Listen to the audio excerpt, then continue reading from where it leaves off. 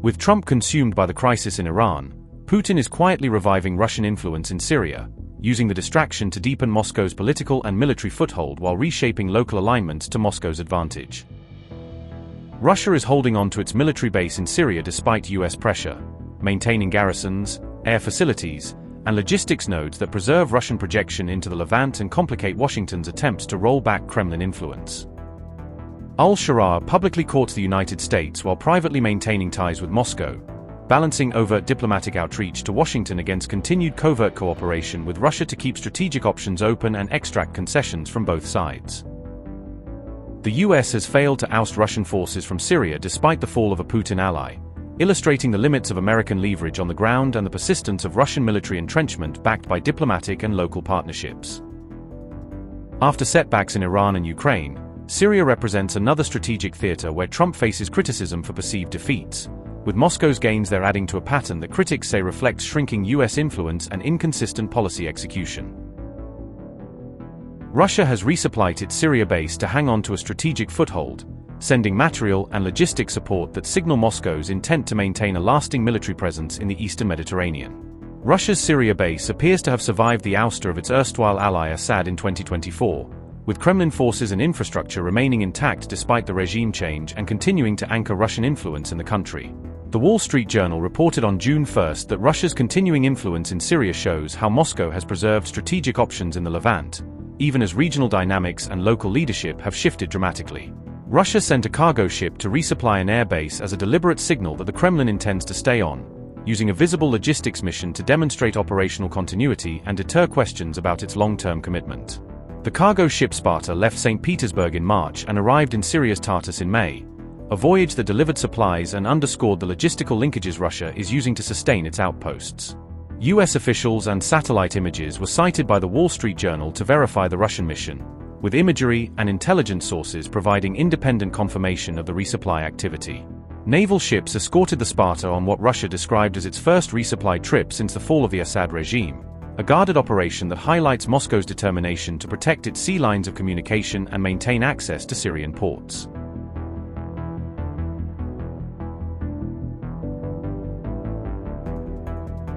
The tide in Syria changed in November 2024 when rebels led by Hayat Tahrir al-Sham launched a swift offensive that rapidly altered front lines and shattered the fragile status quo that had held for years. The civil war had been raging since 2011, after Bashar al-Assad's harsh crackdown on Arab Spring protests plunged the country into widespread violence, fragmentation, and prolonged instability. On December 8, 2024, Damascus fell and Bashar al-Assad quietly fled to Russia with his family, an abrupt collapse of the regime's control that created a sudden power vacuum in the capital. Hayat Tahrir al-Sham chief Ahmed Hussain al-Sharaa has been serving as president of Syria since then, assuming formal leadership amid a chaotic transition that has reshaped the country's political landscape. As president, al-Sharaa has been seen establishing closer contact with the United States and Israel, engaging in public diplomacy and back-channel outreach aimed at securing recognition, aid, and security assurances. However, al-Sharaa also met with Vladimir Putin on his first official trip to Russia in October 2025, signaling that Damascus intends to balance relationships and preserve ties with Moscow despite overtures to Western partners. On October 15, Syria's President al-Sharaa met with Russia's President Vladimir Putin, a high-profile encounter that underscored Moscow's continuing influence and Syria's desire to maintain multiple strategic partnerships. Moscow's two military bases in Syria are among its key installations outside of Russia, providing the Kremlin with critical nodes for power projection and regional operations in the eastern Mediterranean. Hmeimim Air Base and the Tartus port give Moscow strategic access to the eastern Mediterranean, enabling sustained air, naval, and logistical operations that support Russian presence and influence across the region. Al-Sharaa assured Putin that he would honor past pacts with Russia from the Assad era, promising continuity in agreements that secure Russian basing rights, military cooperation, and reciprocal strategic arrangements. That continuity will help secure Russia's ability to project power and retain access to maritime routes, ensuring Moscow can sustain its operational footprint and protect its interests in the Levant even as Syria's internal order evolves.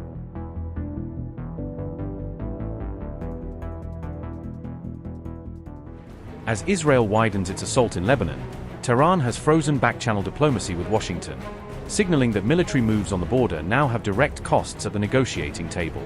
On June 1st, Tasnim News reported that Iran has halted all indirect contacts with the United States, abruptly pausing message exchanges that had been running through regional mediators.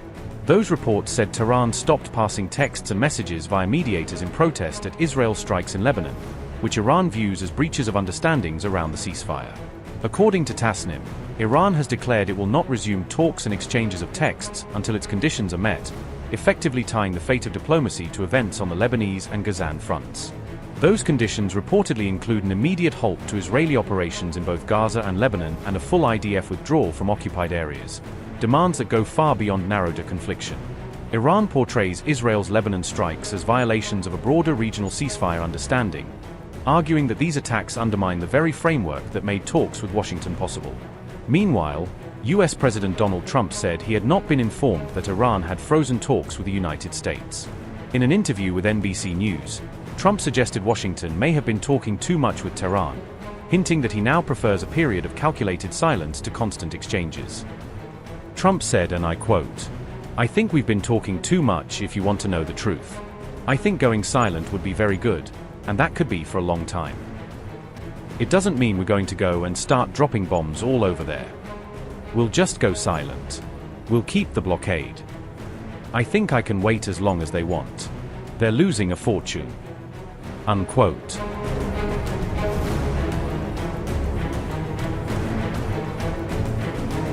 Tasnim reported that Iran and allied groups in the resistance axis are now preparing responses to Israeli strikes, suggesting a coordinated pushback beyond just diplomatic moves. Measures under review reportedly include the possible closure of the Strait of Hormuz, using control over this vital oil choke point as leverage against Israel and its backers. The same report mentioned potential activity at other maritime choke points, including the Bab al-Mandab Strait, raising the specter of pressure on multiple global shipping routes at once. Iranian officials frame these options as tools to pressure Israel into respecting ceasefire terms, arguing that only credible regional risks will force Tel Aviv to dial down its operations.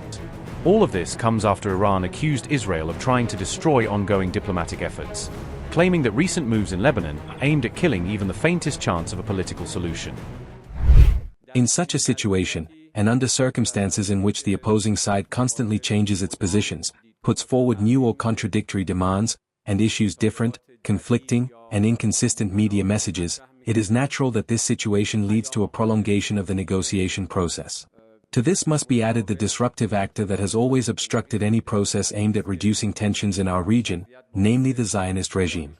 One of the clear reasons for the escalation of the crimes of the Zionist regime in Lebanon in recent days can be nothing other than the undermining of any possible prospect for diplomatic processes to lead to some form of improvement in the situation. And this responsibility again lies with the United States. We cannot view the United States and the Zionist regime as two separate and independent actors operating in isolation from one another. One of the obstacles to negotiations with the current U.S. administration is precisely the frequent changes in positions and the contradictory and conflicting statements. There are, of course, different ways to describe these shifts in positions. Naturally, whenever one side changes its position, the other side must also apply its own views and considerations accordingly. It is not possible for one side to repeatedly introduce new demands or positions while expecting the other side simply to accept them. This situation undoubtedly disrupts the process and makes the path longer. This is the minimum that can be said about the outcome of this approach in negotiations. We emphasized and still emphasize this point that the ceasefire in Lebanon is an inseparable part of any ceasefire and any final agreement to end the war. These U.S. actions are not merely violations of the ceasefire. They constitute an act of aggression and a violation of Article 2, Paragraph 4 of the United Nations Charter. They entitle and authorize us, in line with the right of self-defense, to undertake corresponding defensive measures. Today, we explicitly announced that we targeted the source of the aggression. The Kuwaiti government is obliged under international law and under relevant international conventions to provide consular access for the Islamic Republic of Iran.